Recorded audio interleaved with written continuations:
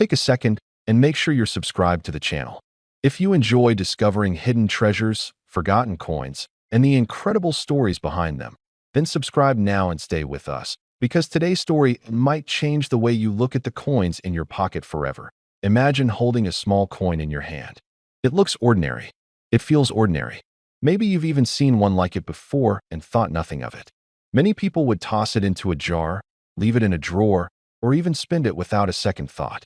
But sometimes the smallest and most overlooked coins carry the biggest surprises.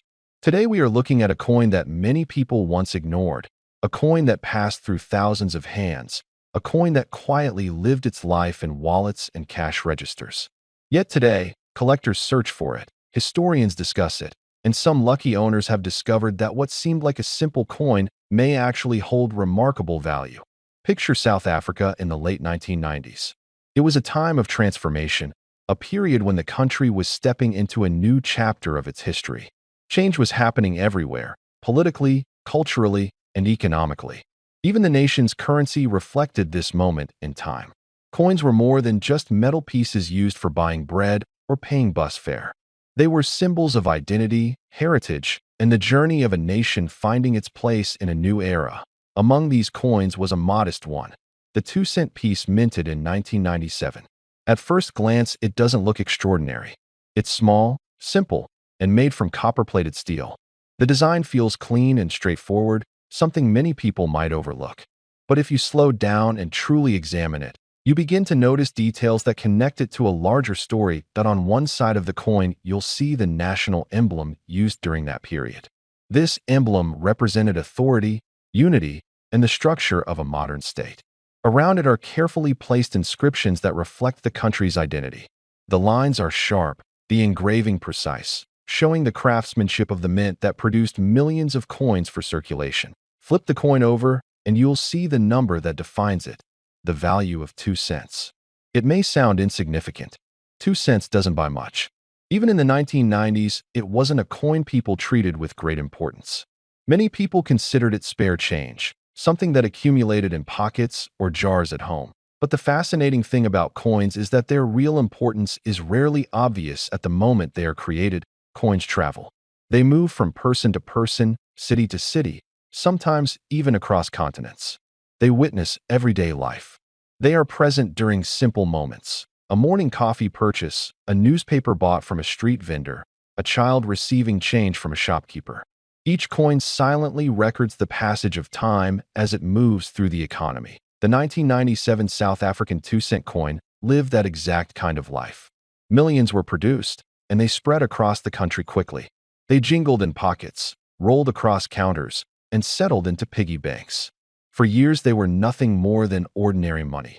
Then something interesting began to happen. As the years passed, small denomination coins started disappearing from circulation. Inflation slowly reduced their purchasing power. Governments around the world often phase out low-value coins when they become impractical. South Africa experienced the same shift. Gradually, the 2-cent coin stopped being widely used. Shops rounded prices. Banks stopped distributing them in large numbers. What happens when a coin stops circulating? Some get lost forever. Some are melted down. Some remain hidden in drawers, forgotten for decades. And a small number end up in the hands of collectors who understand that the passage of time can transform ordinary currency into historical artifacts. Collectors are a unique group of people. Many of them are men who have spent decades fascinated by history, craftsmanship, and the thrill of discovery. They enjoy examining coins under magnification, studying mint marks, and comparing tiny design details that most people would never notice. For them, each coin is like a miniature time capsule. The 1997 2-cent coin slowly began attracting attention among these collectors. At first, it wasn't because the coin was rare. Millions had been minted. But collectors started noticing variations in condition. Some coins were heavily worn after years of use. Others had survived almost untouched, perhaps stored in jars or forgotten inside envelopes. A coin's condition can dramatically change its desirability. A coin that circulated for years may show scratches, fading, and softened edges. But a coin that somehow avoided heavy use might still shine with the crisp lines and bright surfaces it had on the day it left the mint. And that difference can mean everything in the world of collecting. Imagine two identical coins produced on the same day in the same mint. One spends years passing through busy markets and shops. The other sits quietly in a drawer, untouched. Decades later, collectors will see them as completely different pieces. Point one is common. The other is a survivor. Now imagine someone discovering such a coin while sorting through old change. Maybe it belonged to a relative who kept coins for decades. Maybe it was hidden inside a small box of keepsakes. At first glance, it still looks like a simple 2-cent piece. But to the trained eye, something stands out. The surface is clean. The design is sharp. The edges are strong. The copper tone still glows under light. Collectors call this kind of condition near mint or uncirculated. It means the coin has remained extremely close to its original state. This is where the story begins to get interesting. Because once collectors realized that certain examples of the 1997 2-cent coin had survived in exceptional condition, demand quietly began to grow. Coin collectors love a challenge. They search for the best possible version of every coin in a series. If they already have an average example, they look for a better one. If they already have a good one, they search for a perfect one. And as more collectors began searching for high-quality 1997 2-cent coins, something unexpected happened. The number of truly excellent examples turned out to be smaller than people thought. Remember, most of these coins had circulated heavily. They had been tossed into pockets, dropped on counters, and stacked in cash registers. Very few had been preserved carefully from the beginning. That realization created curiosity. Curiosity turned into interest. Interest slowly turned into competition. And competition among collectors can transform the value of a coin in ways that surprise almost everyone outside the hobby. But the value of a coin is never only about rarity. It's also about the story behind it. The late 1990s were a defining period for South Africa. The nation was evolving, redefining itself, and establishing new symbols of unity and progress. Coins from this period represent more than monetary units. They represent a historical moment captured in metal. Collectors understand this deeply. They don't just collect coins, they collect moments in time. Holding a coin from 1997 is like holding a physical connection to that era. It reminds people of the political changes, the cultural shifts, and the optimism that surrounded the country during those years. For collectors in their 40s, 50s, or even 60s, coins like this can carry powerful memories. Some remember using them daily. Others remember receiving them as change during travels. A simple coin can suddenly bring back the feeling of a different decade.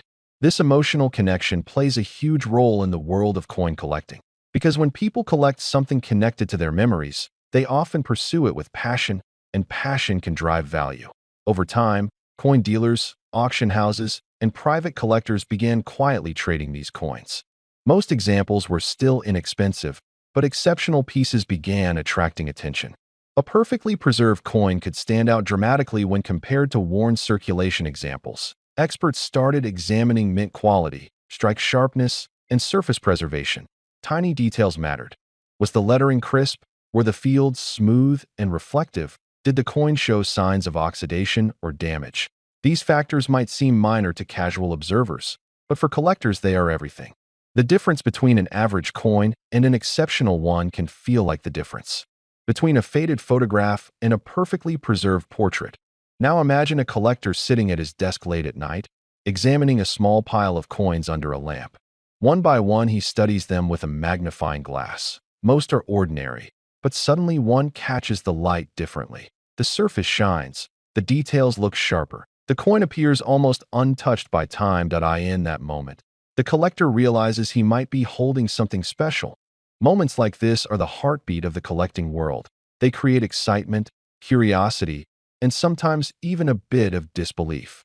Because the truth is simple, valuable discoveries often hide in the most ordinary places: old drawers, boxes of spare change, inherited collections, even jars sitting on a kitchen shelf for decades. Many people unknowingly possess coins that collectors would eagerly examine. And that's exactly why stories like the